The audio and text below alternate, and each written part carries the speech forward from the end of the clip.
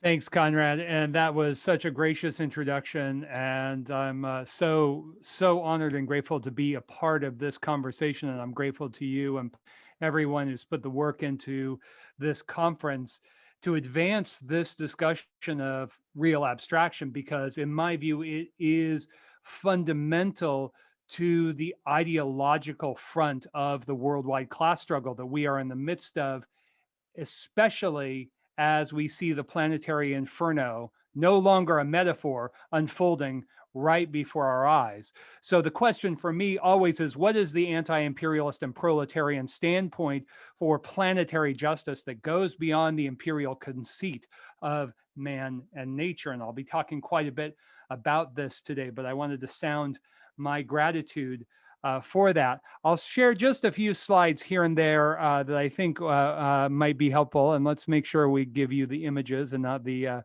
So here, my Freudian slip, and I almost corrected it, was that I said the modern dangerous words rather than the most dangerous words, but I think that actually worked better, and so I didn't go and try to connect it.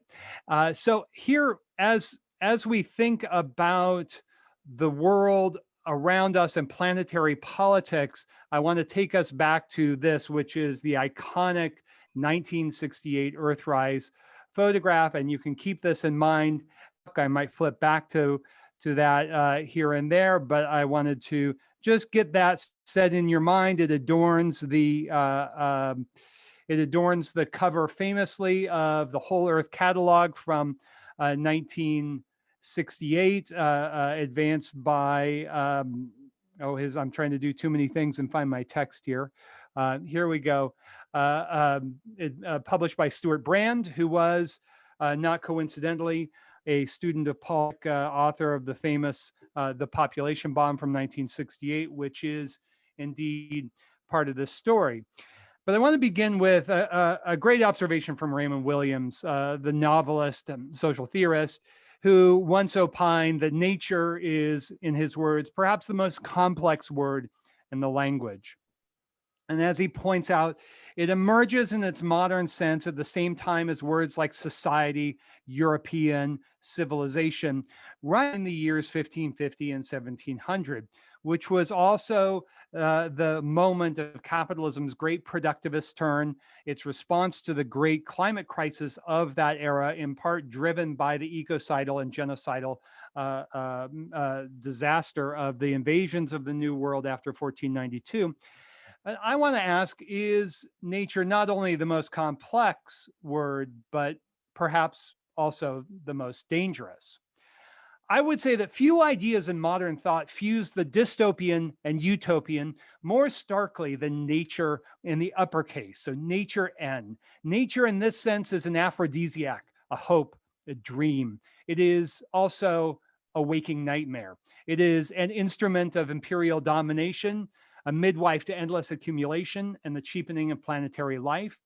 Nature is far more than a word, an idea, an innocent description. It is a lever of modern thought, power, and profit. It is a ruling abstraction. So, no image in recent world history captures this dystopian utopian dissonance better than one of modern environmentalism's iconic photographs, this Earthrise photograph. Earthrise was snapped on Christmas Eve 1968 from Apollo 8's lunar orbit, and it quickly became the most influential environmental photograph ever taken. Together with 1972's Blue Marble, the images were widely published in the Anglophonic media and elsewhere, and quickly embraced not just by granola eating, sandal wearing environmentalists, but also by the most powerful capitalists in the world's most powerful country. Almost immediately, Earthrise and then Blue Marble adorned the hallways of corporate offices and the covers of major magazines like Life and Time and many others. Grassroots and corporate environmentalists seem to agree. Earthrise captured the essence of a fragile oasis, encouraged a far-reaching holism, and inspired modern environmentalism. By the way, we can question each of these, but they are widely believed, and that's part of the ideological assessment that we need to make. And just 16 months later, the first Earth Day in April 1970 seemed to verify this new green consensus. So Earthrise, for sure, encouraged a new environmental. It envisioned a world free of conflict between humans, inspired by the dream of species solidarity, and pursuing, at least on the surface, a techno egalitarianism of the sort dramatized in Star Trek. So here was a utopian vision untroubled by environmental, economic, and above all, political history. Environmental problems were, in this scheme of things, problems of management and technology, not modernity's contradictions of power, profit, and life. Little has changed, unfortunately, over the past half century. In the 70s, the problem was narrated as the challenge of spaceship Earth. Today, it is the Anthropocene, old wine, new bottles. And Earthrise is so interwoven with the post 1968 environmental utopianism and its space race hagiography that any mention of its dystopian character is practically a thought crime. But we ignore this dystopian reality at our peril. Earthrise came from a doomsday device.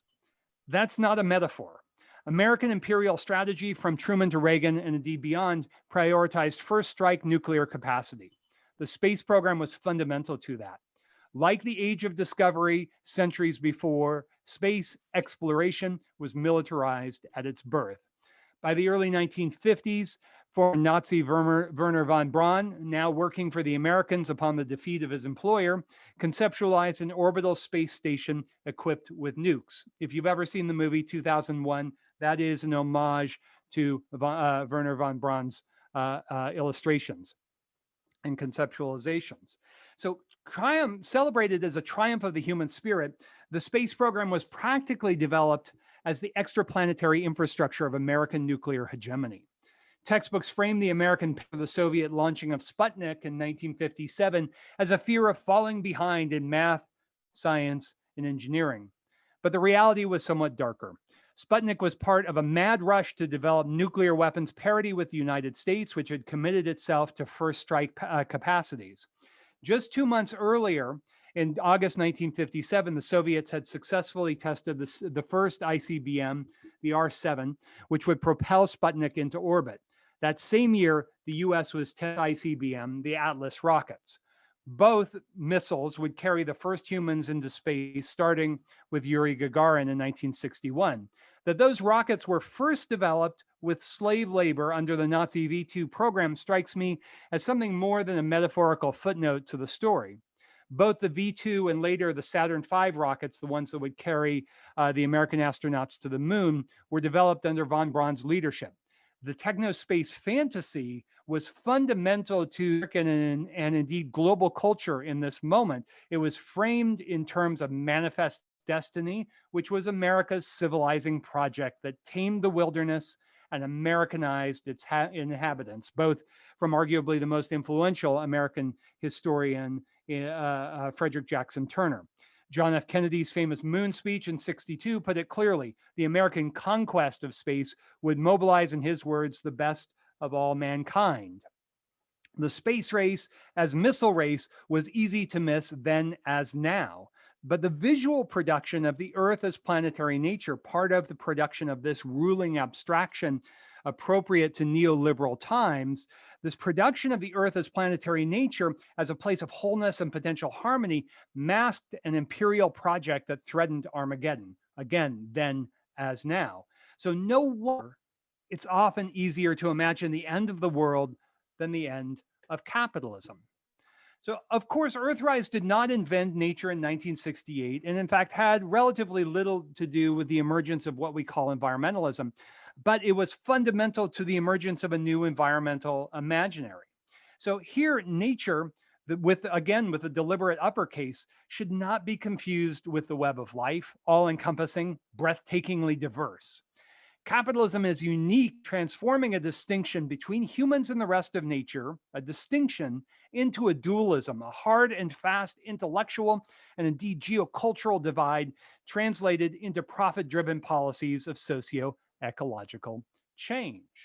So the power of capitalism's ruling abstractions is such that even most Marxists do not see two pivotally decisive and entangled ideological projects and realities unfolding under the sign of man nature.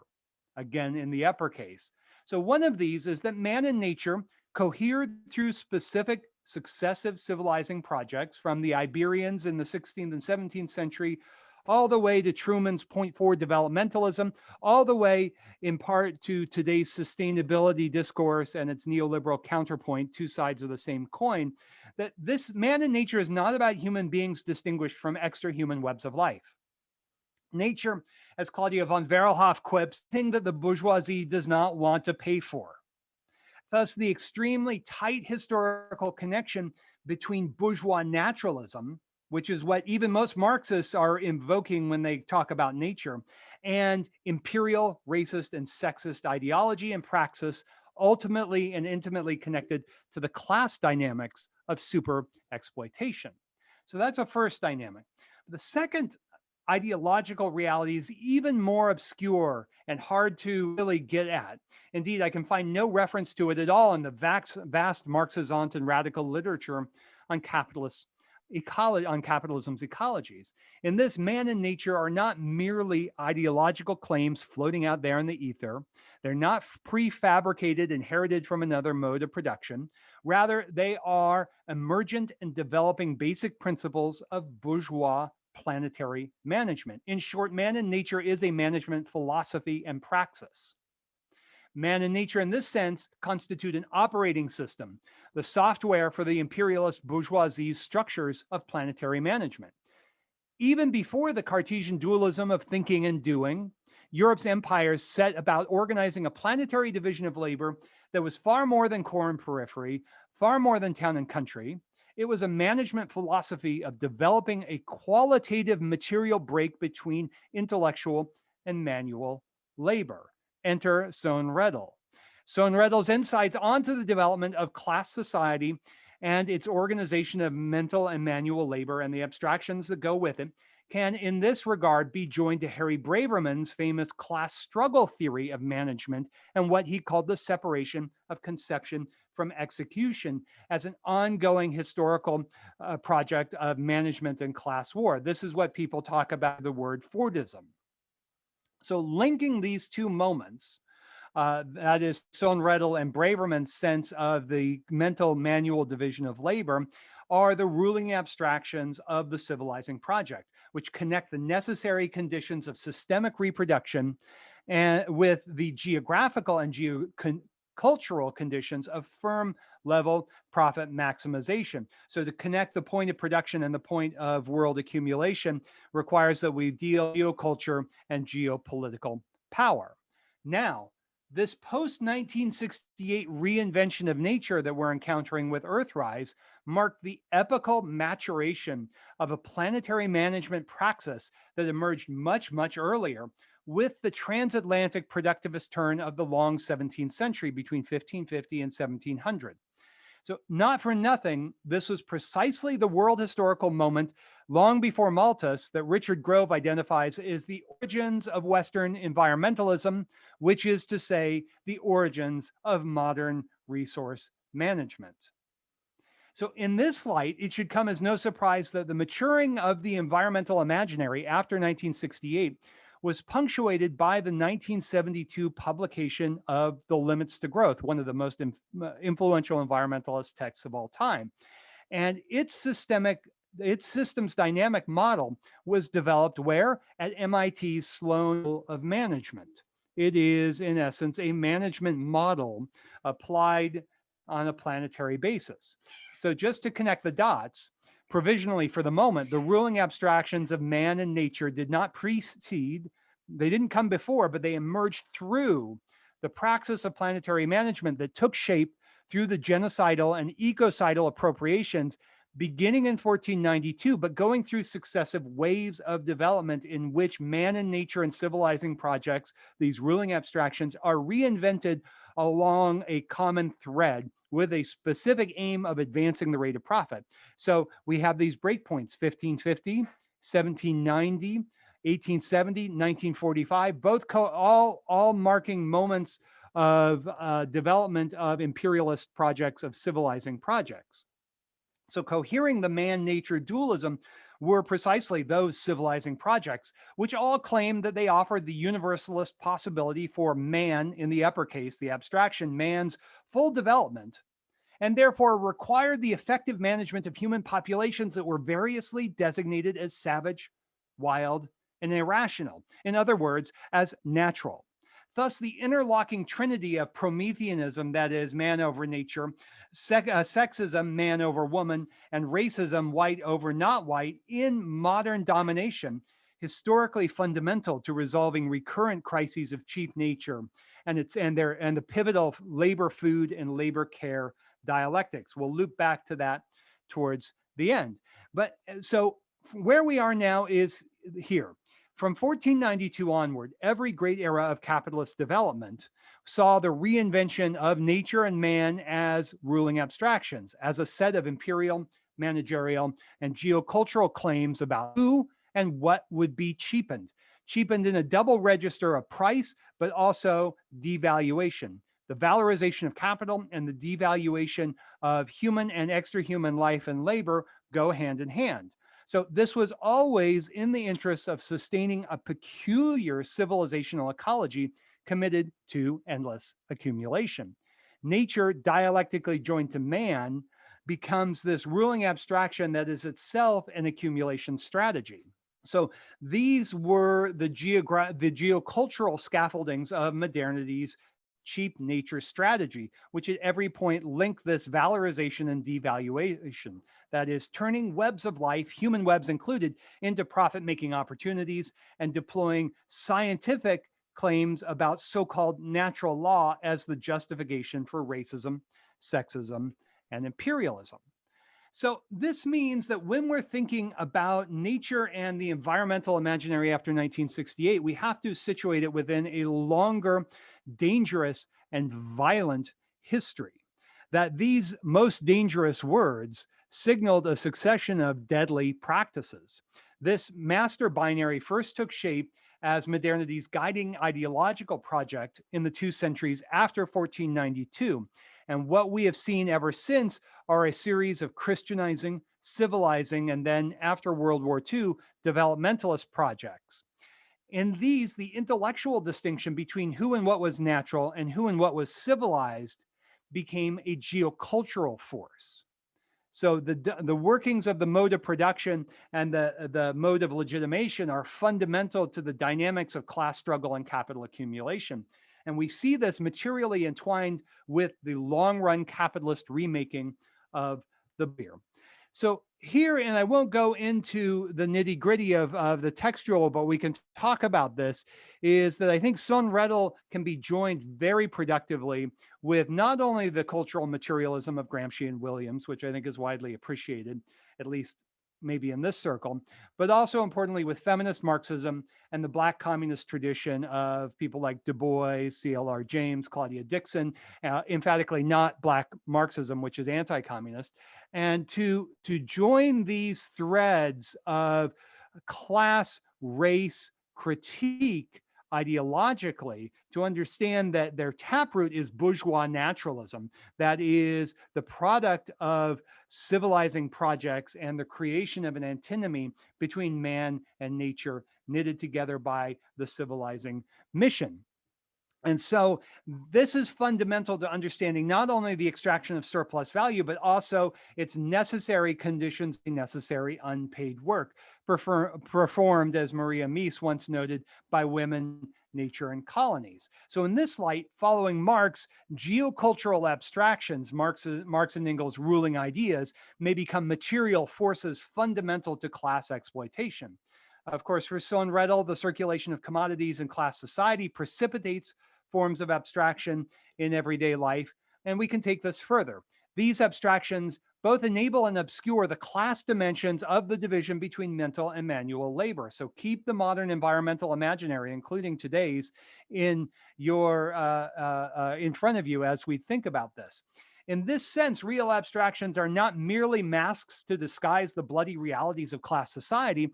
They are the prevailing common sense of Marx and Engels' ruling ideas. We can paraphrase Marx again to say that the widening and deepening of the cash nexus in class society sweats real abstractions from every pore. Alberto Toscano has been talking about racism. We can look at this in multiple realities, ideological, geocultural realities of the modern world. But I think there's an argument to be said that bourgeois naturalism underpins all of it. So such abstractions go beyond ideology as conventionally understood. They entangle directly and dialectically with modes of thought as the philosophical moments of modes of production necessary to these modes of production. They enable specific forms of domination and surplus extraction.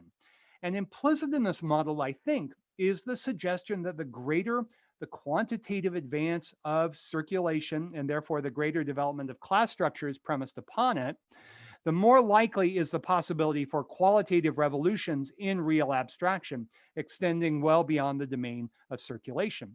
Crucially, such an approach at least brings together in conversation the dialectics of the material, economic, and ideological domains within a unified world historical frame. Something that, as Conrad suggested, is largely absent from eco-socialist thought, although eco-socialism is sufficiently broad and plastic that we want to take care to avoid premature exclusions and narrow definitions.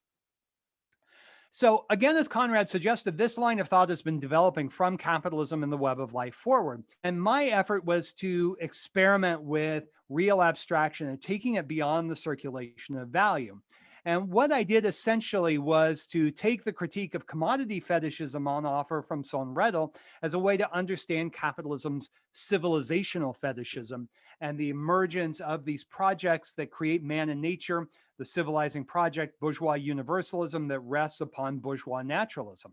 So in this civilization and savagery, that was the language of early modern cap, emerges ruling abstractions through financialized imperial projects. The Iberians were a prime example of this, and they were committed to planetary management, metaphysical instrumentalism, in the words of Orlando Betancourt, and the expansion of commodity frontiers.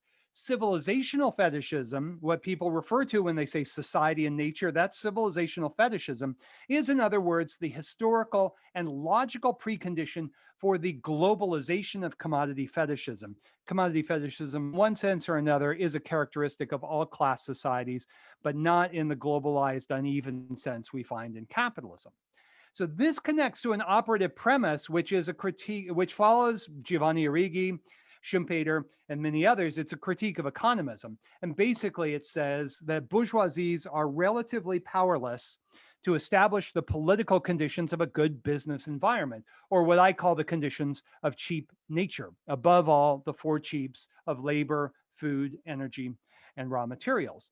In other words, the bourgeoisie simply cannot accumulate surplus value on an ongoing basis without the legal and military force of empires, which established the political framework for capitalist competition on the world market. The world bourgeoisie cannot, in turn, counteract the tendency towards a falling rate of profit without geocultures of domination and its ruling abstractions. That's why the civilizing project is always, always, always there. These not only suppress wages and consumption, but divide the world proletariat through sexist, racist, and nationalist abstractions, always under the thumb of imperialism. And finally, such geocultures of domination are not only strategic to the super exploitation of humans, but also through Prometheanism, the cosmology of man and nature, to the exhaustion of webs of life necessary to sustain endless accumulation, never mind the conditions of all of our lives. So what I tried to do since Web of Life is to connect precisely the ideological, material, ecological, and politico-economic within the long-term development of capitalism as a world ecology. I would say this is not a matter of abstract theorizing, and those people who try to reduce this line of thinking and research to abstract phrases and cherry-picking phrases have done us all a great disservice, because the argument is really fundamentally over the world historical patterns of development, evolution, and crisis in historical capitalism. We are not going to be able to forge a revolutionary politics of climate justice without world history. World history cannot do everything, but without it, we are absolutely lost.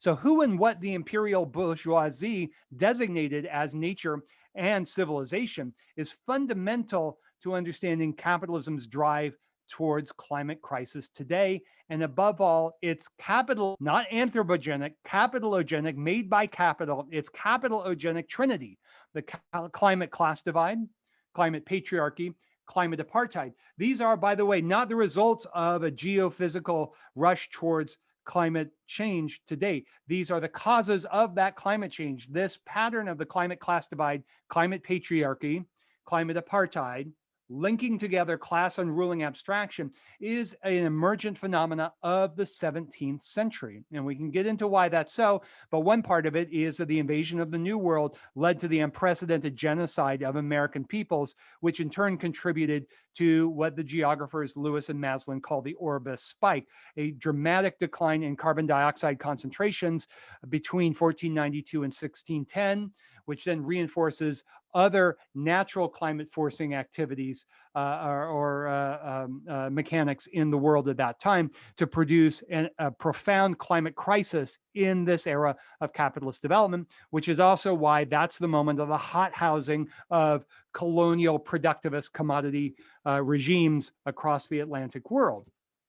So that historical perspective is fundamental to understanding how domination, ideology, class, and the environmental imaginary incubated during an earlier period of climate crisis and now today are going through a qualitative transformation, this turn towards the planetary inferno, towards hothouse Earth.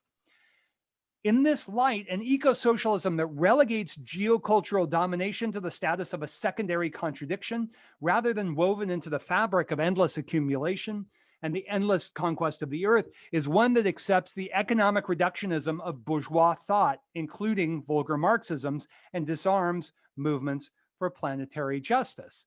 So has allowed me to play around with the animating argument of capitalism and the web of life in terms of looking at what I called there the dialectic of project and process. So nature as a ruling abstraction is the conceit of the bourgeoisie, of the imperialist bourgeoisie, that it can do with the web of life as it pleases, that its capacity to control and dominate in order to advance the rate of profit, to resolve accumulation projects is essentially unlimited. This is the techno fantasies of people like Elon Musk today. This civilizing project has been with us all the way through, and it's a conceit that the possibilities for fixing capitalism's crises essentially don't have to be overly concerned with the web of life and its unruliness, which I would extend to human unruliness as well. It is a manager's way of looking at the world. So on the social formations outside of capitalism that stared down the gun barrel of these civilizing projects were, with the stroke of the pen, redefined as savage, irrational, lazy, warmongering, animalistic. In short, everything that the civilized were not. Incidentally, this is also at the core of anti-communist ideology. The communists were abstract, or were savage and silly and incompetent. So the upshot to all of this is that the ruling abstraction nature meant nothing without the others, civilization and man. And these civilizing projects, in the minds of their practitioners, represented the best that man had to offer. These redefined not just extra human life, but most human life as part of nature and treated accordingly. That's why Nestor King famously called civilization and nature a form of modern capitalist human sacrifice. That this is at the root of the phenomena widely noted by Melissa Wright and many others of the neoliberal proletarian as the disposable worker, overwhelmingly brown, overwhelmingly female. That disposability comes out of this long history of ruling abstraction and the racist, sexist, and Promethean domination that capitalism and empires depended upon. And just to underline the point, today's popular Anthropocene and the work of many, many scientists who want to wander into the realm of the geohistorical, that is the realm of human history and human affairs, have carried with them the mindset of the colonizer, of the imperialist, reducing, much as the Earthrise photograph that we saw cleansed the planet of relations of power, of political economy, of class struggle, they present the problem as a managerial problem. How to harmonize man under what the Anthropocene calls the great forces of nature. So is man overwhelming the great forces of nature? There is no more imperialist way of looking at the problem than that. So, and it makes sense because they're looking at it from the point of view of the manager. So, in this sense, we have civilizing projects, and the natures that they produce are not merely masking but enabling capitalism's underlying relations of power, profit, and life. This ruling binary has been fundamental to the dynamics of endless accumulation. And so we can never abstract the question of what counts as nature from the class struggle, not only over surplus value, but over the conditions of unpaid work. And that's really fundamental in an era of climate crisis. Now, why the enduring power of bourgeois naturalism in this sense?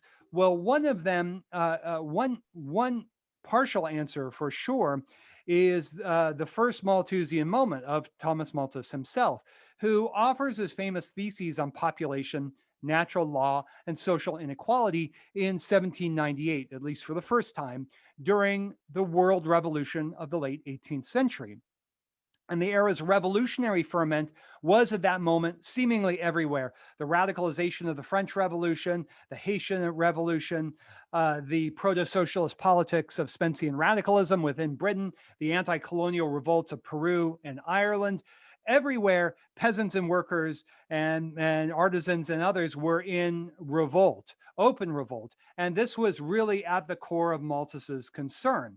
So the thrust of Malthus's argument in this first Malthusian moment was to demonstrate that the problems of inequality are the result of natural law, not enclosure, not exploitation.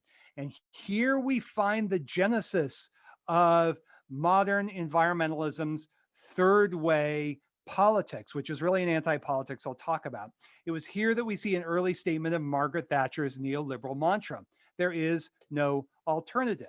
This is for everyone who's read Malthus's account of Nature's Mighty Feast. This is a perfect example. There's nothing to be done. We just have to understand that scarcity is part of nature. So if we go from that first Malthusian moment to the second Malthusian moment in 1968, something very interesting is going on. So in 1968, there is not a worldwide biospheric crisis.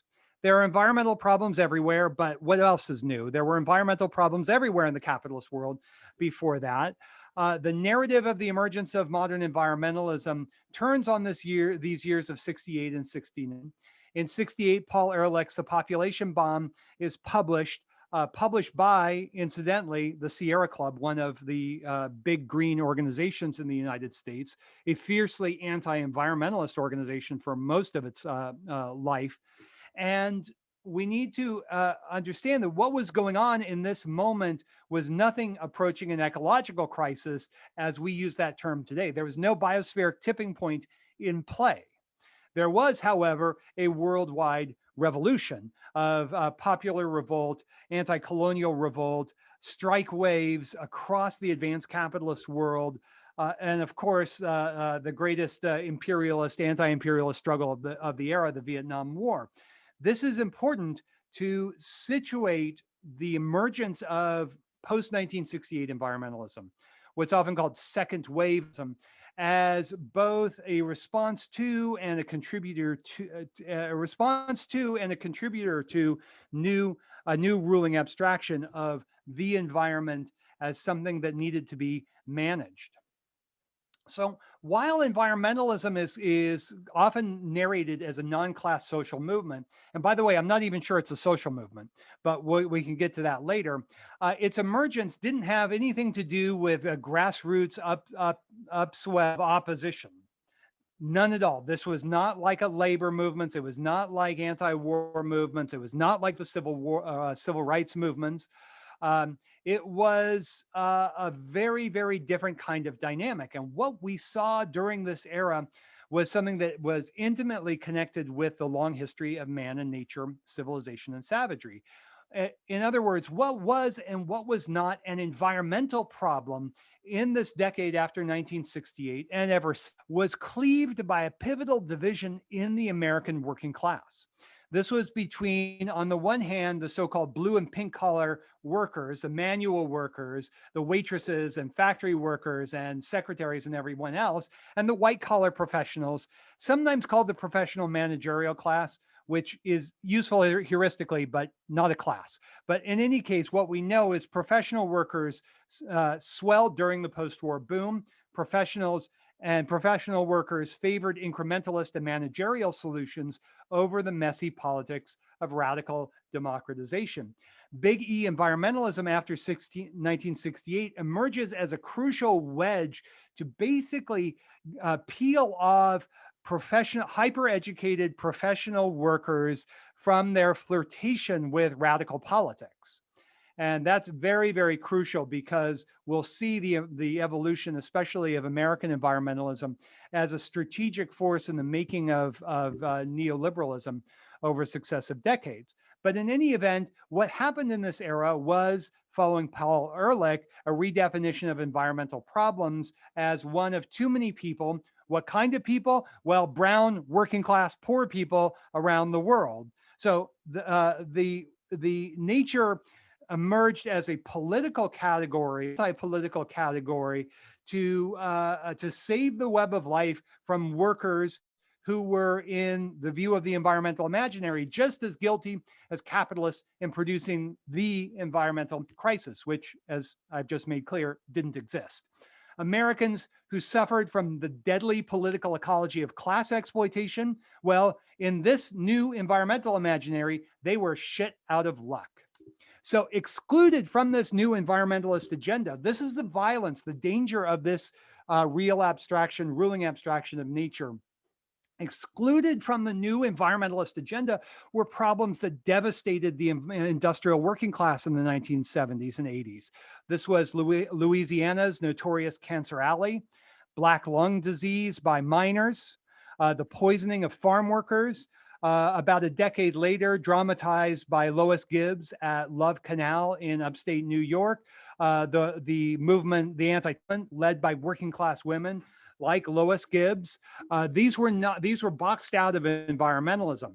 Indeed, all of these problems of toxification and pollution of working people in the United States, environmentalism supported the export of those environmental problems after 1968. Where? Well, of course, to the global South, where world proletarianization was occurring in this moment. And this speaks to the colossal failure, and we'll ask later if it was a failure, but to the colossal failure and inability of mainstream environmentalism to speak to the problem of climate change today.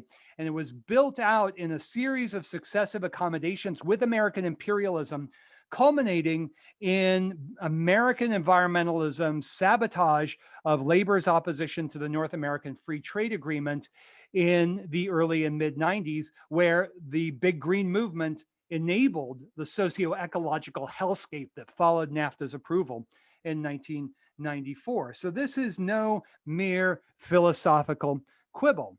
So the big question that's often asked, well, did environmentalism fail? And we can have basically two different approaches. One is, well, environmentalism struggled valiantly against the 1% and was simply beaten back because of the overthrow of the neoliberal counter-revolution. And I think that applies to some individuals. I think it applies to working class environmentalism, which is today called environmental justice, but I don't think that it applies to the eco-industrial complex, not just the big green organizations, but the whole complex of the foundations, of the universities, of the government ministries, of everything else. And so I think an argument can be that big green environmentalism really took, in a very robust way, the neoliberal or proto-neoliberal ruling abstractions of the post-1968 world to heart and made it a pro-systemic ideological project from its inception. And what it did, sociologically speaking, was join imperial conservationism, a much longer history. And in American history, it's linked to people like Gifford Pinchot and Teddy Roosevelt in the early 20th century. It linked that remanagement approach to a popular environmentalism of the professional and managerial strata that redefined environmental problems not as class phenomena, but as man and nature, as non class phenomena. So, in this, specific environmental problems could be targeted, but not the extraordinary relationship between the centralization of capital, the concentration of capital, and the toxic effluents that drip from every pore of accumulated capital. In other words, the new environmentalism became, in a different way than he means it, but became the environmentalism of the rich after Peter Doverne. So, what we want to be able to do is to situate this moment of 68 onward, 68 to 78, as the emergence of a second wave big E environmentalism and environmental imaginary still very much with us today, that is specifically in response to not the environmental crisis, whatever that might mean, but to a quite material crisis, that is the world revolution of 1968, the unprecedented revolt of workers, peasants, semi-peasants, semi-proletarians all around the world. And this was, it was no accident that at precisely the moment where Martin Luther King Jr. is moving to link the anti-war civil rights and labor movements together, he's killed. And there is a series of movements, both of repression, but then also of like, look, here's a new environmental imaginary that Richard Nixon quite famously comes in and says in a second State of the Union address in 1970, says, hey, here's an issue we can all get behind, even if we disagree over all these other issues. At the moment that Nixon is engaging in the most brutal bombing of imaginable, more bombs dropped on Vietnam than in all of World War II, saying, look, we can get on board with this new environmentalism. We can figure out how to put the genie back into the bottle. And so in this era, this is the moment of what's sometimes called the greatest demonstration in human history, the first Earth Day, which brought together about 20 million people. And first of all, it wasn't a demonstration. Second of all, it was not radical at all. And third of all, a week later, nobody ever talks about this, but this is the importance of these ruling abstractions. 1 week to the day after the first Earth Day on April 22nd, 1970, on April 29, under Nixon's orders, ARVN, the South Vietnamese army, invades Cambodia. It's quickly backed by American air power, special forces, and Marines. And this stirs up the greatest student and anti-war wave of demonstrations known to that point. So there was this fantastic Earth Day demonstration, so-called, and then the invasion and subsequent mobilization against the invasion of Cambodia and the subsequent mobilization against it. This is where Kent State and Jackson State's the killing of students, happened by National Guardsmen, ring in our historical memory. And what we see is that the Earth Day infrastructure did nothing. So why is that important? Well, if it was a one-off, that's one thing, but it was not. And what we saw from that date on forward was a consistent nationalization of environmental politics and a progressive accommodation with imperialist politics. So as George W. Bush comes into office, he proclaims he'll be the new environmental president, but then famously with the neoliberal Gore-Clinton move, what we saw was an ongoing recovery from what was called the Vietnam syndrome and this profound military activism that was building from Reagan, but even more with Bush, and then dramatically with Clinton Gore, who of course positioned himself as the environmentalist par excellence.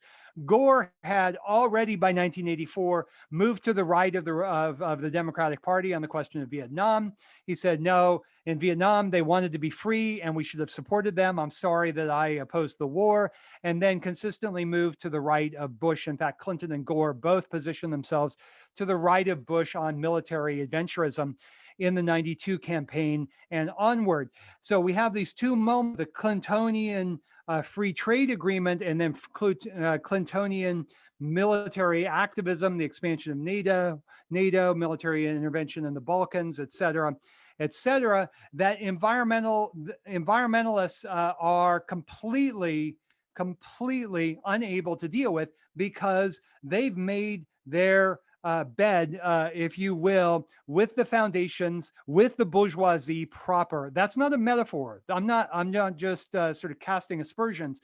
The chief executive officer of Waste Management Incorporated, yes, it's as bad as it sounds, sat on the board of the million-member National Wilderness Fund in the 1980s and 90s, and that's not an exceptional moment. In the 90s, the journalist Mark Dowie said, well, if Reagan had realized how compliant mainstream environmentalism could be, he might have invited them more often to tea in the Rose Garden. So what's important about this discussion that I've just given you, the compliance with imperial military activism and the support of free trade neoliberalism, is that it also occurs in the moment where global warming comes into the popular awareness. So George Bush is campaigning as the environmentalist president in 1988 in right, James Hansen comes before a Senate committee in a moment of unprecedented, unprecedented heat waves and droughts in the American Midwest to put climate change on the agenda. It makes the front page of the New York Times and makes the lead story of the dominant news media when people actually watch the nightly news in 1988. And he appoints one of the Conservation Foundation's CEO, William Riley, as head of the Environmental Protection Agency. So there's this deep and intimate relationship that continues not just between Big Green and the billionaire class, but also between Big Green and the questions of empire, which are inscribed top to bottom in the politics, or anti-politics, if you will, of the climate crisis today. So there's no way to deal with the question of climate crisis without confronting head on the problem of imperialism, both in the Luxembourg sense, but also in the Lenin sense of inter-imperialist rivalry. The limits to growth perspective of planetary management is really a kind of Kautskian ultra-imperialist fantasy, which won't happen, but is interesting nevertheless. And so as a result, the anti-immigrant politics and the ethnocentrist politics, which have been there from the very beginning of second wave environmentalism, are still there today. So James Lovelock, progenitor of the Gaia hypothesis, says, well, let's build up the British Navy to keep out the dark-skinned immigrant workers from Africa. You have E.O. Wilson with Half Earth saying, well, we need to enclose half the earth to save the diversity of life. This is very much part of the Anthropocene conversation.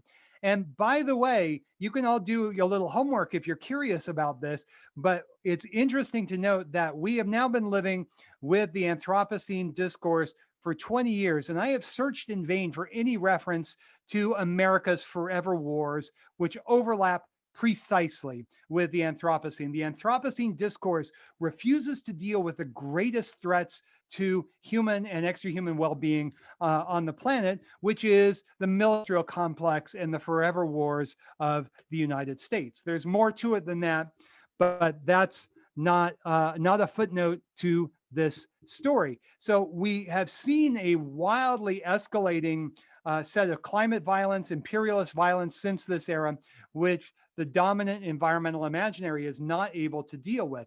This is the power of bourgeois ideology. And so what we saw after 6 was not the result of a sudden grassroots upwelling of support to save nature, which, by the way, is a very condescending way to look at things. It reminds me of rich people who set up charitable foundations to help the poor, rather than get rid of the problems of inequality. So it was, in my view, a pro-systemic contribution to righting the ship of bourgeois rule that was then in 1968 and into the early 70s in the thick of a legitimation crisis.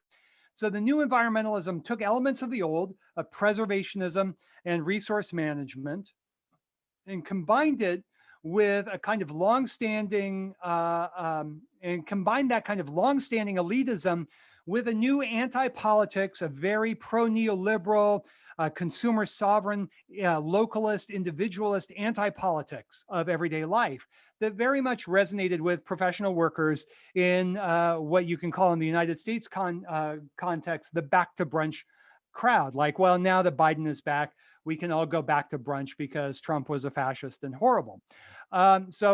Maybe.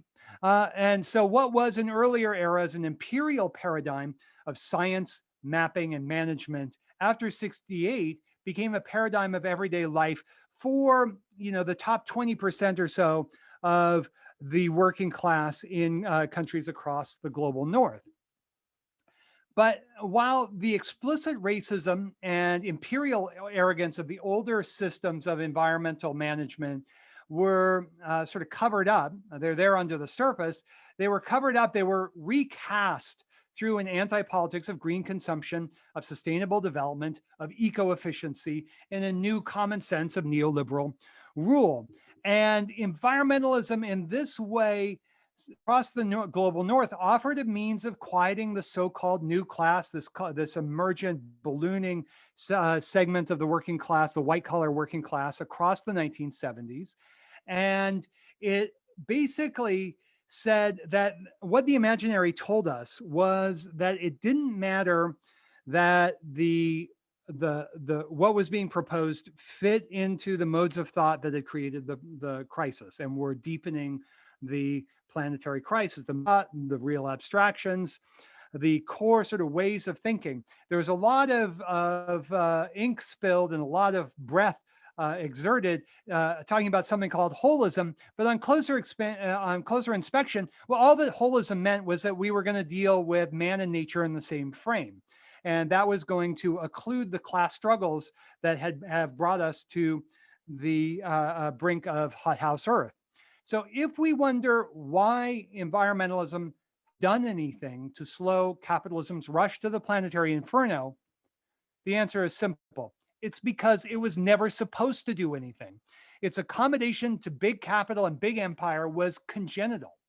That's not to say that there aren't grassroots partisans that have struggled valiantly and heroically, and I'm going to talk about that in just a second. It is, however, to make the case that the basic ideological, moral, cosmological framework premised on the harmonization of man and nature effectively foreclosed radical alternatives. And there were radical alternatives in the 70s, working class alternatives. Meanwhile, in the neoliberal era, those who have challenged the environmentalism of the rich have been fiercely repressed, and big E environmentalism has not done much to help. When Chico Mendes organized Brazilian rubber tappers under the slogan, "Ecology without class struggle is gardening," he was killed for his efforts. The list of comparable figures is disturbingly long. For every Chico Mendes, Bertus Caceres, Ken Saro-Wiwa, there have been thousands of environmental related killings across the global South, accelerating sharply after the Great Recession a decade or so ago. All right, so let's try to wrap this up. So we have these dangerous words: man, civilization, nature, these ruling abstractions forged across centuries by the 1%. And these have held hostage our planetary imaginary for far too long. These are not only the most dangerous words in the language, they are organizing principles. That's why they're ruling abstractions. They are organizing principles of modern thought, power, and profit. They are fundamental to the accelerating planetary crisis, not just a geophysical crisis, but a crisis of the climate class divide, climate patriarchy, climate apartheid. And so insofar as we take the environmental imaginary as it is at face value, man and nature as the fundamental contradiction, hopelessness necessarily follows. If you've been hopeless about the climate crisis, this is part of the reason why. Maybe not the whole answer, but part of the reason.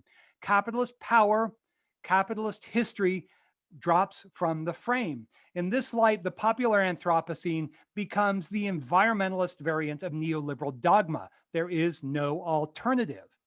No wonder then glaciologist Jason Box lit a media firestorm in July 2014 when he said, tweeting about methane emissions under the ocean, he announced, "We're fucked." Well, whether or not we're fucked is an open question, but within the man-nature cosmology, we can never be anything but fucked. Radical change is off the table, even as the climate crisis portends existential change. This is perhaps the ultimate cognitive dissonance behind today's environmental as it cracks under the weight of a climate crisis that day by day reveals as never before the connective tissues between the biosphere and the dictatorship of the bourgeoisie. So this is in one sense a very complex argument, in another a very simple argument, and I think we need to tack back and forth between those different registers. But to go back to that Earthrise imagery, we need to look at the imaginary that it promotes, which is an imaginary that we are all in the same boat, we're all breathing the same air, and we all need to pull together as a team. It's a team concept mode of management. Now, why do I put it that way? Well, because from Spaceship Earth, Earthrise to Spaceship Earth to the popular Anthropocene, we are given a teamwork imaginary to work. And this unfolds, of course, for those of you who have studied labor and the class struggle over the past 40 years, this was the dominant workplace management philosophy as well. And the Anthropocene advocates want to get away without somebody pointing that out. And so let's be clear that the advocates of bourgeois naturalism, the popular Anthropocene, are seeing the world like managers.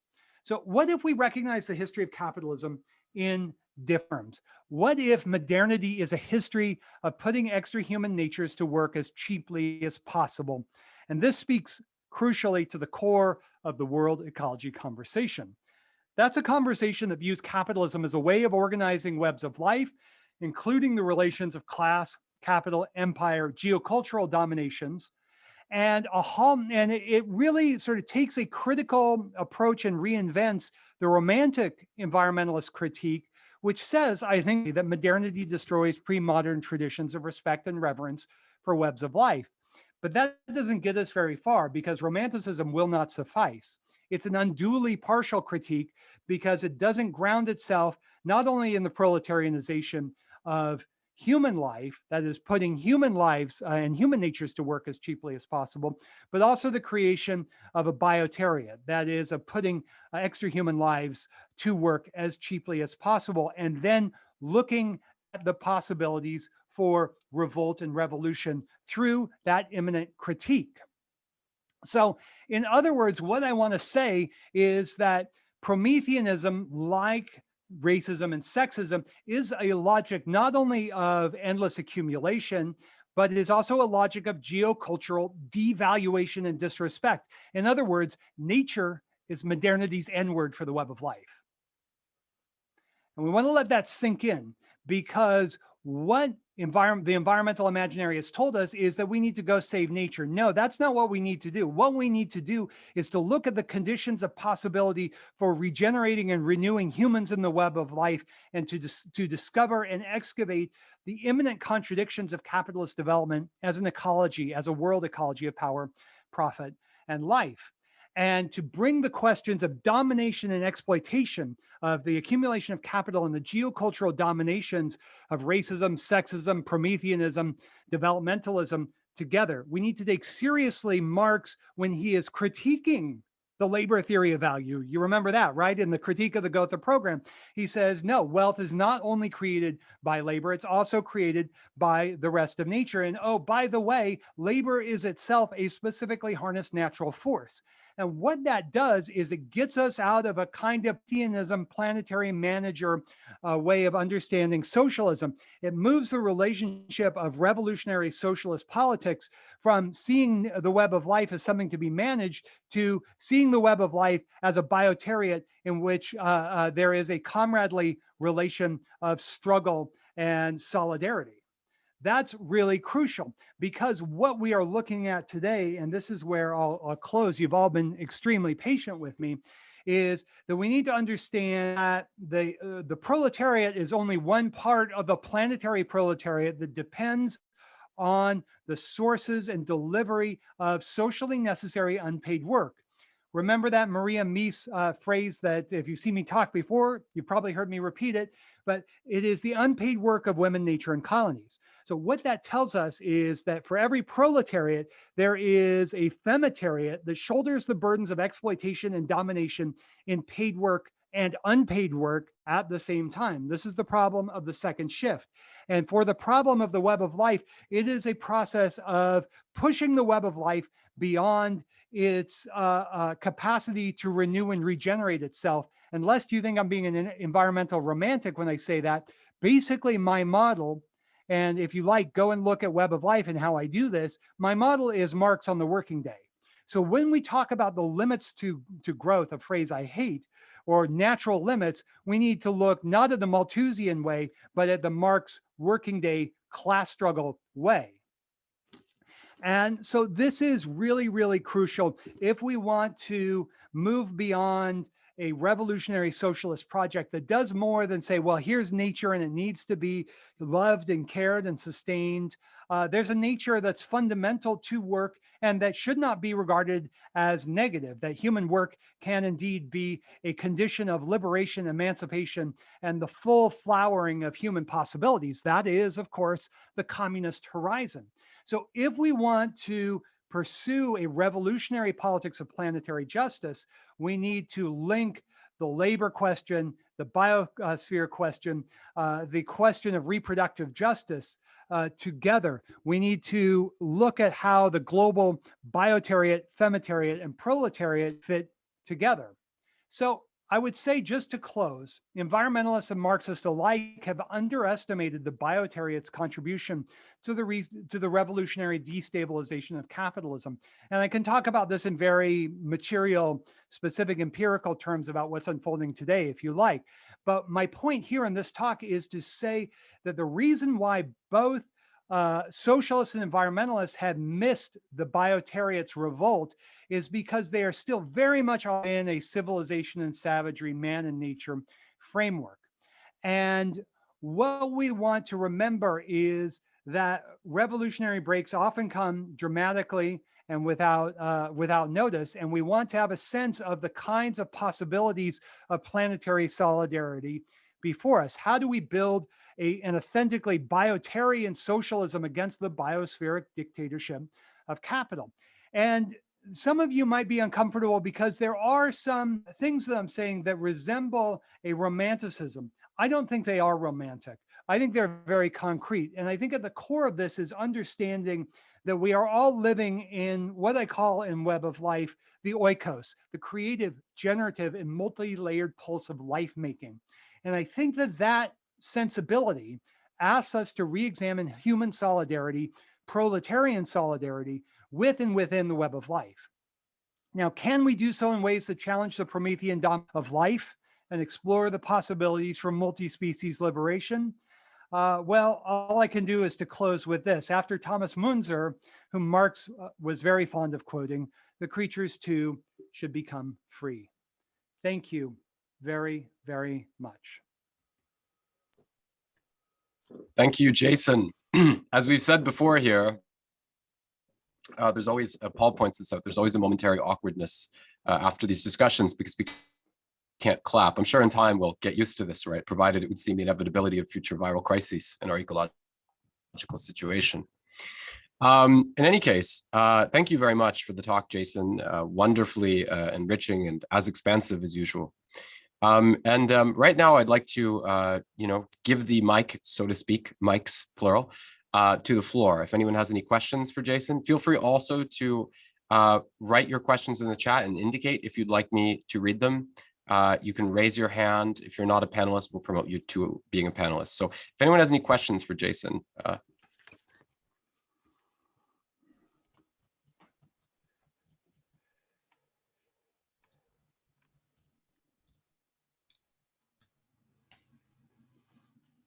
Big deep breaths. Okay, wait. Arlen Austin has a question. He's already in the panelist. Would you like to pose your question?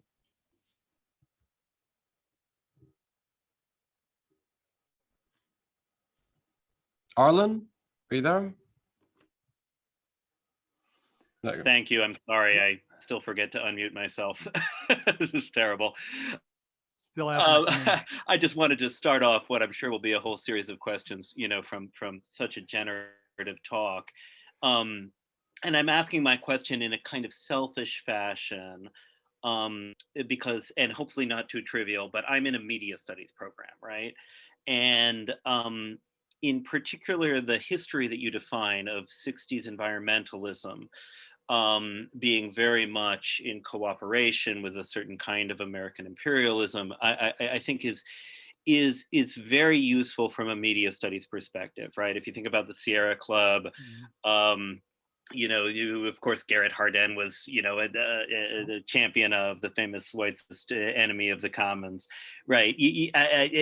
This also sort of frames a time in public discourse where what's called media ecology develops, so you get Marshall McLuhan, Neil Postman, etc. I mean, and we're still sort of suffering with this in our discipline in the revival of media ecology in the previous decade, right? So I was just hoping you might reflect a little bit on that connection. It becomes this time where, all of a sudden in like very popular discourses about media, you can make claims, you can use grand environmental immersion metaphors, extensions of the body, etc. So I just wonder, in McLuhan and Postman, etc., related to cybernetics, of course, I just wonder if you've thought at all about that particular connection, between it's also a time of tremendous media saturation, of course, in the US. Like by 1960, 90% of American households have televisions, right? And these kind of global Earth Day events become big media spectacles. So I just wonder if you've thought, how you might talk about that kind of connection between both a kind of evil media studies discourse and just the birth of that particular capitalist media infrastructure. Yeah, thanks. Right. Well, I mean, it's quite striking because if one dials back to 1970, Earth Day led off the nightly news. It was on the front page of the New York Times. And indeed, in this period, 68 to 74, uh, if you don't know this history, which I didn't really know very well beforehand, I thought, wow, this is really incredible. There's all of this like progressive environmentalist sensibility. And here's Gaylord Nelson, the Democratic senator and a Republican organizing Earth Day. Here's Richard Nixon. Under Richard Nixon's watch, we get all these environmental legislations, we get the EPA. But then what we need, this is not exactly in response to McLuhan, but I think it's also to that, but it is to that wave in the 80s of the critique of media concentration, especially to Chomsky and Herman, but Bagdikian, Parenti, et cetera, where you begin to understand this was very much a moment of manufacturing consent, that the corporate media propaganda complex seized on this moment to proclaim an environmental crisis that did not exist, and seized on the moment to promote Malthusianism. The most famous example was that Paul Ehrlich, I think, was on the Johnny Carson Tonight Show back when, a third of America watched it, like 23 times. I mean, just crazy. Which is expressive. Okay, Johnny liked Paul. Paul was a good interview, but also Paul was a good interview, back to the Chomsky point, because he was saying something that the ruling classes had long believed, had always believed.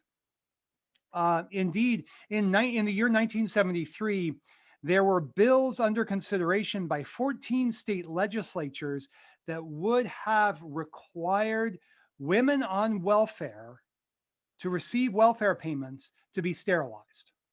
That's not a one-off moment, but it's a dramatic sense of just how widespread this neo-Malthusian sensibility was. Now, the what I tried to introduce. So anyway, I can go off on that, but just in terms of the media ecology of it all, I think it's also and correct me if I'm wrong. It's also at this moment where you really start to see the first signs of the centralization of capital in a major way, and so there's that wonderful confluence. Now today we have a condition of decadence where they all want to run stories on Russiagate, instead of at least back then when they were manufacturing consent, there was some material reality that could be pointed to.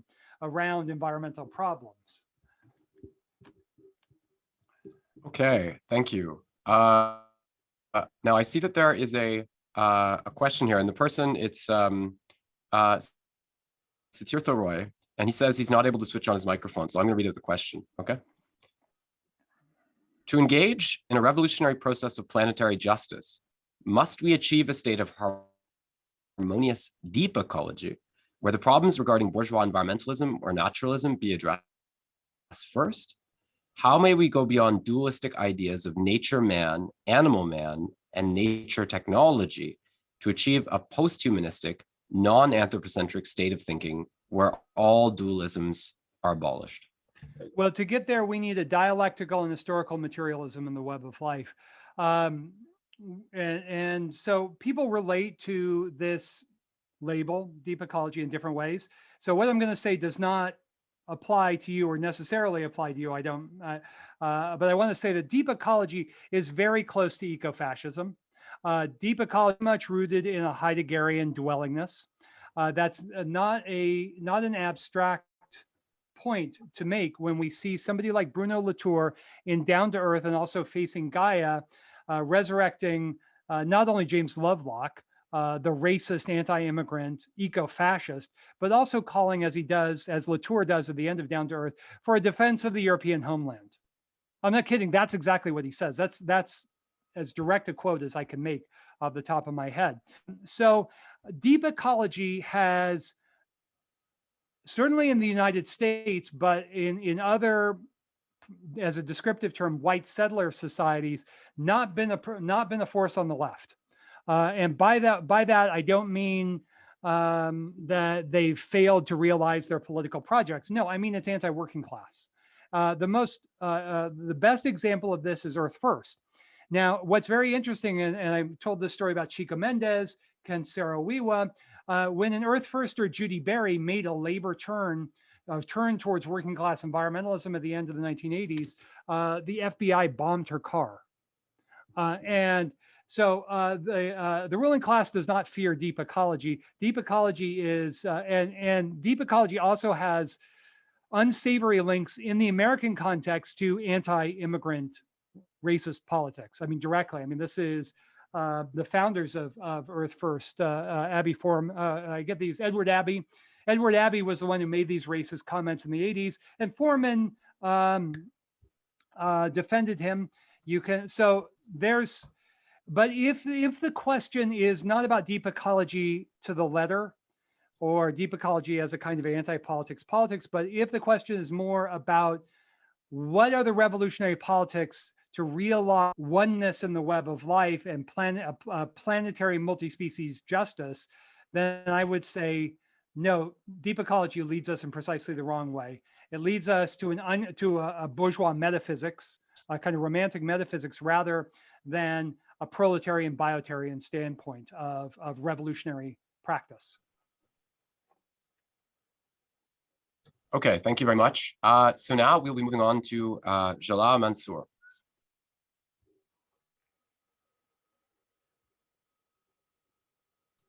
You're muted, by the way. Turn on your microphone. I can't believe I. Hi, Jalal. I think we're Facebook friends. Yeah, I sorry that I did that. That's so embarrassing. Anyway, all that you missed was me blathering on about how much I appreciate and enjoy your talk. And I just have a brief question that's a supplement to the previous question. So you I think very effectively why bourgeois ideology,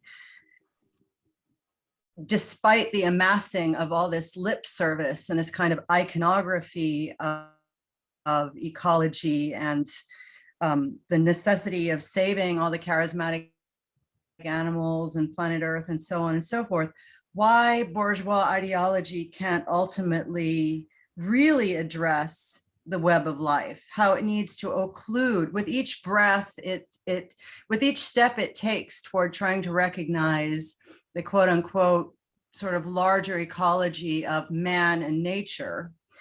As you point out, it continues to preserve those dualisms because it needs to occlude the web of life that would overcome those dualisms. And I think you're offering a very good explanation for a certain kind of working class allergy to the language of, saving planet Earth and ecology and so on and so forth. So again, this is a supplement to the previous question around ecofascism and deep ecology. My question would be, how might you envision a toolkit of strategies and tactics by which to disarticulate that structure where bourgeois ideology keeps, as much as it tries to dismantle itself, it keeps deepening the kinds of dualisms that are causing us to create species suicide. So how would one delink the bourgeoisification of the sort of ecology lingo in order to restore it to its place where indeed, the proletariat, women and nature are kind of just lumped as so much de-differentiated stuff to extract value from?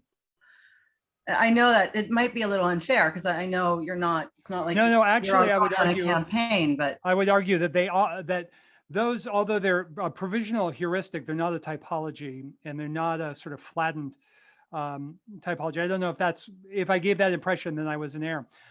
So if we look at these moments of proletariat, femitariat, biotariat, the femitariat is strategically positioned because the flashpoint of capitalism's class contradictions is socio-ecological reproduction, broadly understood, well beyond the family, well beyond the community.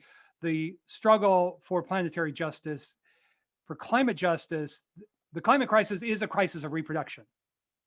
So there's that. The biotariat obviously has a very different dynamic of revolt. I've called this elsewhere the superweed phenomenon, where webs of life as we have known them and capitalist control mechanisms as we have known them no longer work. In other words, the planetary manager can no longer make the workers do the work in the way that he wants them to. And then, of course, the proletariat, semi-proletariat, that's the normal state of the proletariat, of course, is cash nexus and wage forms of income. And these are all interpenetrating porous moments, but also distinctive. So I would argue precisely, I think this was the era of older ecofeminism in a way. I think it was the older, also the era of a lot of environmentalism, that we need to understand these as a kind of differentiated unity of for lack of a better term, a planetary proletariat.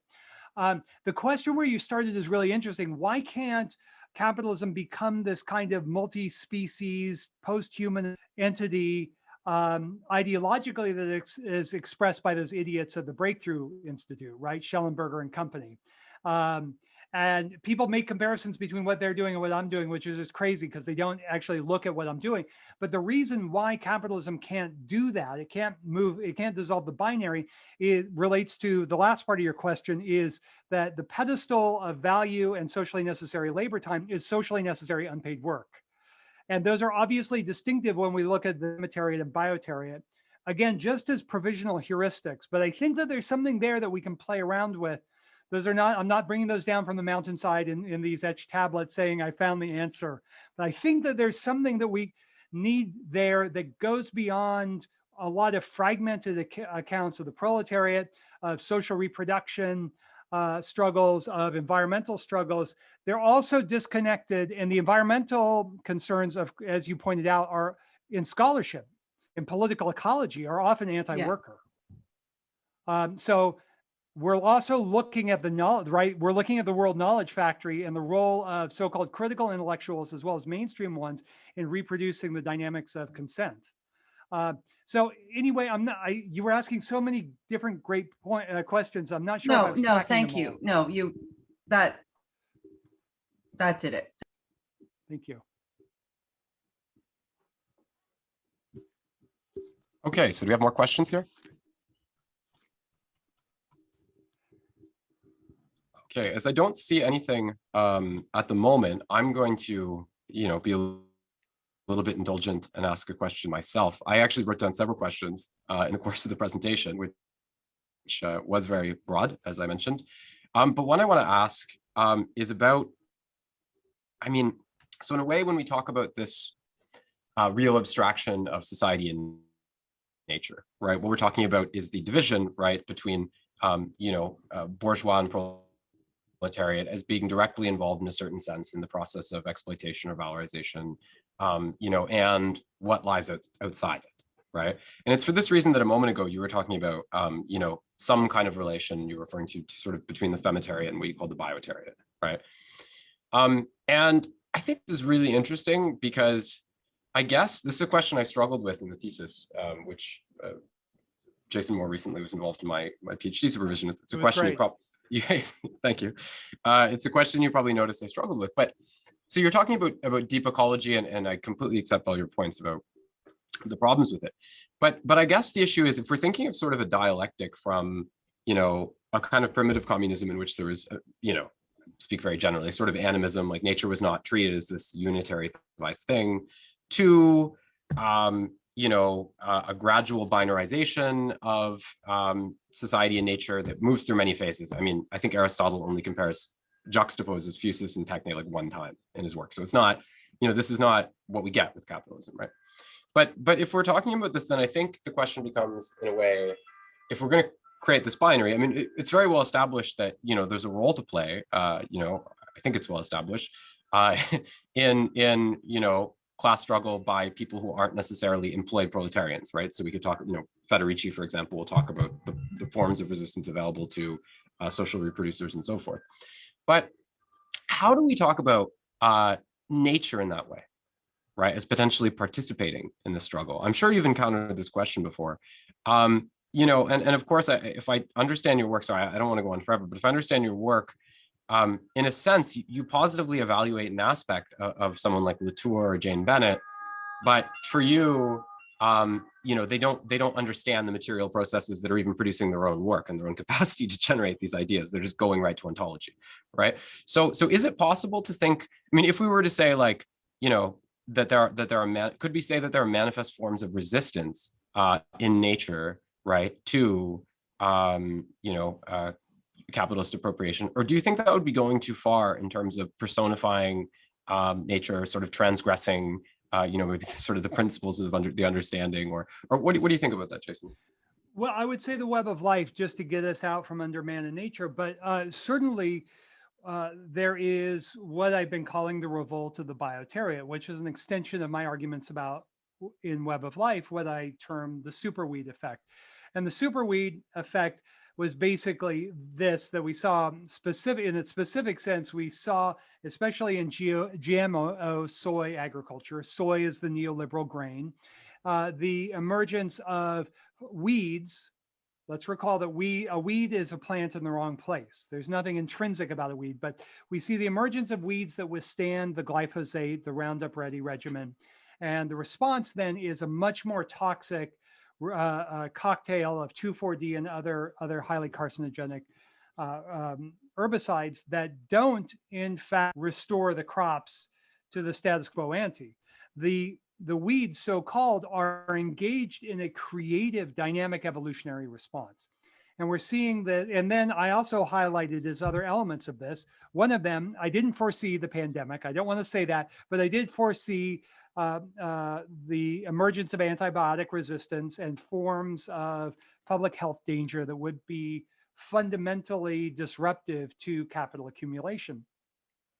So the forms of creativity, evolutionary creativity, of what Levins and Lewontin, the great Marxist geneticists, call the dialectic of species and environment, that humans are, and capitalism is creating an environment, but the environments are also creating us. Human beings, as we have learned over the past year and a half, are also environments for all sorts of life, including viral life.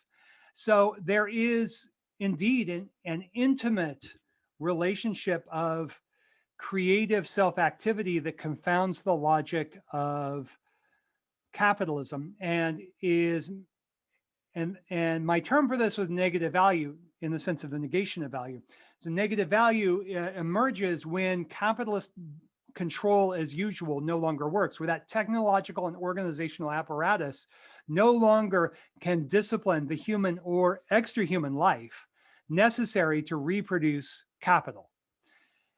So that is indeed what we're saying. I tend to avoid the word resistance, which is probably cuts to the heart of it, simply because in the neoliberal era, everybody said resistance, resistance, resistance, like agency, agency, agency. And I want to be clear that extra-human life does not have agency. Agency is a property of particular class relations and class projects with webs of life. And it can be a negative example, as when the climate, if the climate shifts, that is not the agency of climate, that reifies climate. When the climate shifts, it induces changes in the sort of socio-ecological DNA of a mode of production, which, by the way, is why modes of production tend to enter profound political and economic crisis when the climate turns against them. And that's been the case for the past 2,000 years, at least. So we want to keep this sort of the pulse of life making, but in a dialectical sense, always at the heart of the matter, rather than reifying nature, which is what drives me crazy about the environmentalists and the critical environmental studies people. But then you have a labor fetishism that goes on where scholars want to talk about, class struggle as if it's somehow separate from the webs of life. And that's absolutely false. And then your question is also about these ruling abstractions of civilization and savagery, of society and nature, and how those play into divide and conquer and super exploitation. So those are all wrapped up. But I think we have to push back against this sort of the metaphysics that we're seeing today that deny the power of bourgeois naturalism. We're seeing this especially with something that goes under the rubric of a kind of race reductionism or settler colonialism, where there's just a kind of transhistorical badness that emanates out from some distant part of the European past, and it layers reification upon reification without ever identifying the concrete turning points. And bourgeois naturalism is involved in almost all of those turning points. The question about Federici, questions about the emergence of the world color line, so on and so forth. Okay, thank you very much for that. At this time, do we have further questions? Are there further questions in the audience? No. Do we have a panelist with their Ben Hughes? Ben Hughes has a question. Okay. Hey, brilliant. Microphone. Oh, there we go. Hey, Hi, Ben. brilliant. I think when I used to speak in the past, like you do now, to people, they found that there was no hope. I don't know why, but I find the work of Marxists like J.K. Gibson Graham and their idea of like the phallocentric, they call it the capitalocentric. And one of their latest works, they talk about diverse economies, and they've been working for 20 years, and they don't even mention the word capitalism. And I think that's the way forward for Marx. It's a colonization of the imaginary. We should just be talking about economic organization. And I don't know, what do you think of that? Well, I think that one can learn a lot from Gibson Graham. I think that they're very astute. I think that they're smart. I think that their scholarship is effective. And I think in the main, they're completely wrong. In the first sense, they do talk about capitalism, but do so in an extremely Eurocentric and hidebound formalist way, that it all becomes wage labor. And then everything outside of that is not capitalism, which really has the effect of letting capitalism off the hook for what I call accumulation by appropriation, which is the extra economic accumulation or appropriation of unpaid work. So even though they are, of course, feminist, I'm not questioning their feminist credentials, that lets capitalism off the hook for the way that concretely, historically, patriarchy and sexism actually work through bourgeois naturalism. I think also I have a lot of problems with their anti-statism, which translates very much into a kind of left-wing version of small is beautiful after Schumacher from 72.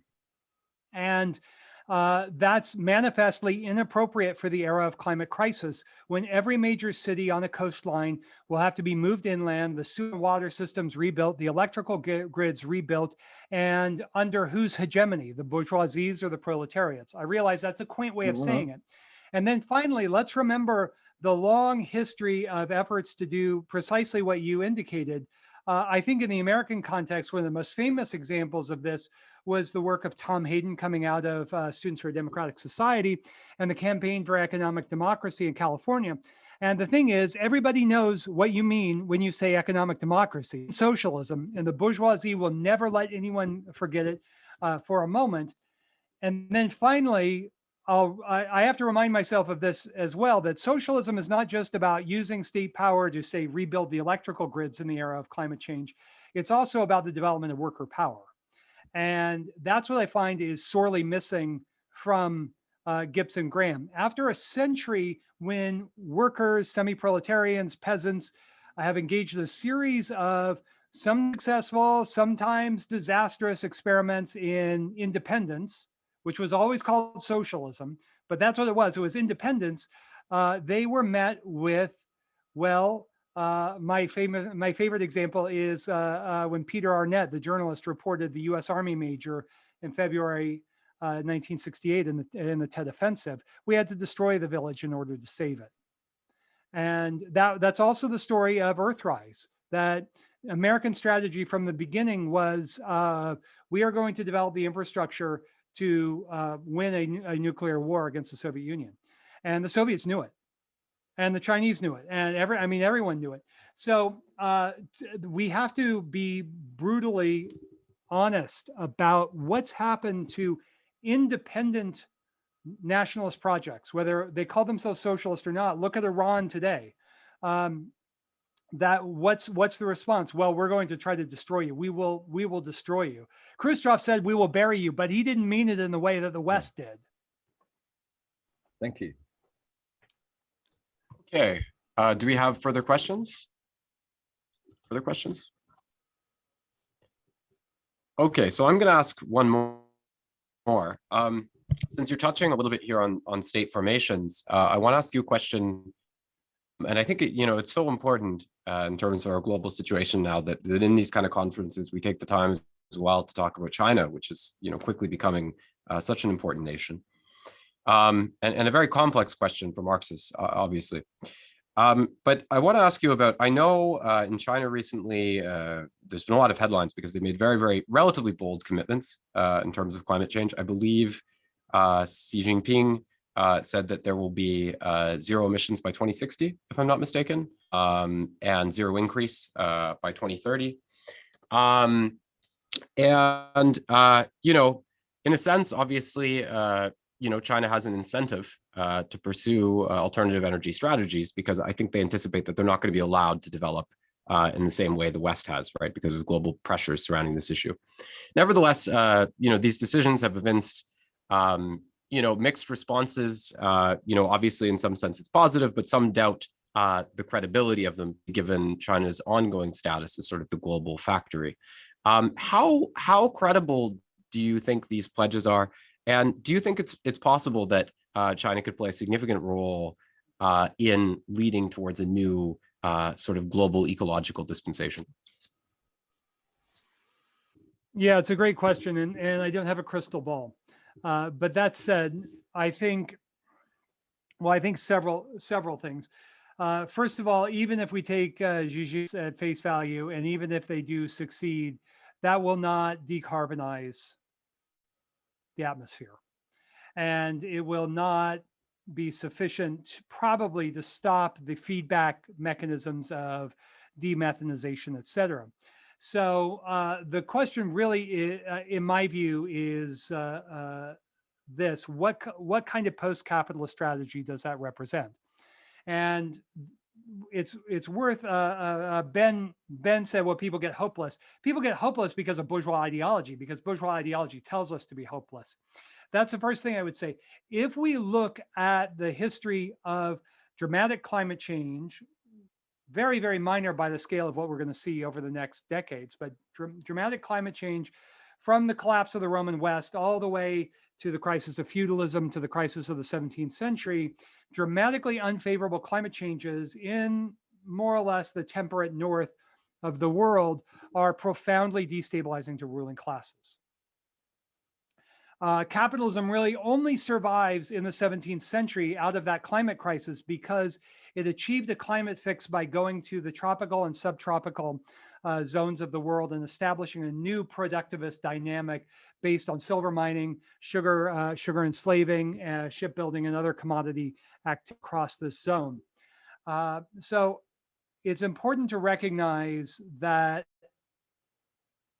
climate really does change everything. It needs, as scholars, as intellectuals, as comrades in an ideological struggle, we need to really radically rethink how we're treating the resilience of capitalism, because in contrast to the limits to growth era, here there really is a biospheric tipping point, and it's quite dramatic, and we are already seeing the impacts. For capital, it will be felt in rising instability in the accumulation of capital, which is already there, and we're already seeing it in multiple registers, but especially in the stagnation of agricultural productivity and the end of the capitalist agricultural revolution model. So what does this have to do with China? One way to interpret this is that the Chinese leadership sees this moment as an opportunity to advance a program for world leadership that would lead to a kind of tributary post-capitalist system in which politics would be in command, but there would still be proletarians, there would still be markets, there would still be many of the superficial accoutrements of capitalism, which, by the way, that was the case with feudalism and with Song China as well. There were bankers, there were markets, there were merchants, there were proletarians, there's cash crop production. So one way to look at it in your terms is a kind of bid for world leadership to navigate a tributary solution that would favor China under Belt and Road, et cetera, and seeing that the U.S., what does the U.S. have at the end of the day? It has a military industrial complex. And so it has a global capacity for wielding force. That's why the U.S. is ready and has been involved already, but is ready to engage in full-on military interventions in Africa and elsewhere. Right? I mean, that's directly in response to the Chinese. So we're back to the Lenin problem, but in an era of climate crisis. So we need to ask, where are the weak links in the imperialist chain, the capitalist chain?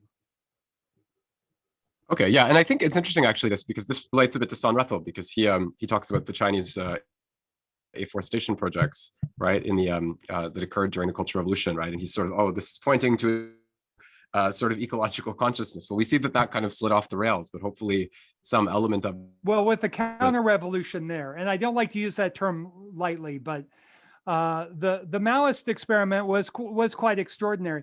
And I just have to add this footnote, because everybody says, well, the Soviets and the Chinese were just as bad. The Soviets and Chinese were not just as bad, first of all.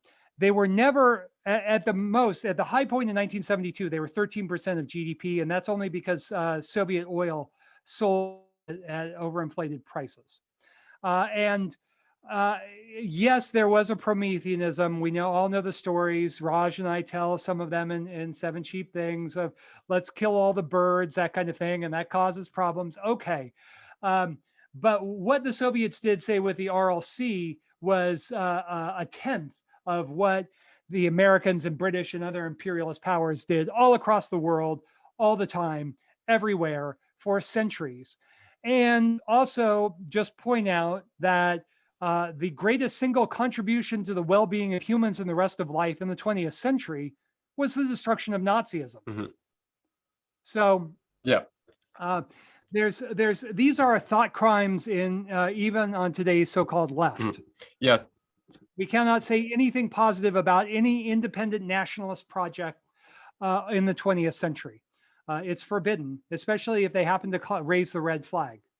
And raising the red flag doesn't seal your borders from the rest of the world, as the Chinese and Soviets knew, as even Kim Il-sung recognized. He said the law of value catches up with you eventually.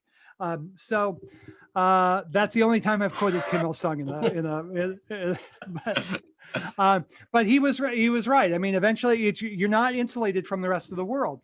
But I think, and then also what I'm saying is that there's this difficult, thorny problem of Prometheanism. We can criticize the Soviets, we can criticize Evo Morales and Mas, we can criticize these projects, but staring down the gun barrel of the imperialist powers, means that one needs to make extremely unpalatable moral and political choices. And I don't pretend to be a fount of wisdom when it comes to that. But I find that just the recognition that building socialism, not as easy as it looks, is profoundly missing from a lot of these discussions. Okay. Thank you so much, Jason, for that rallying speech there at the end.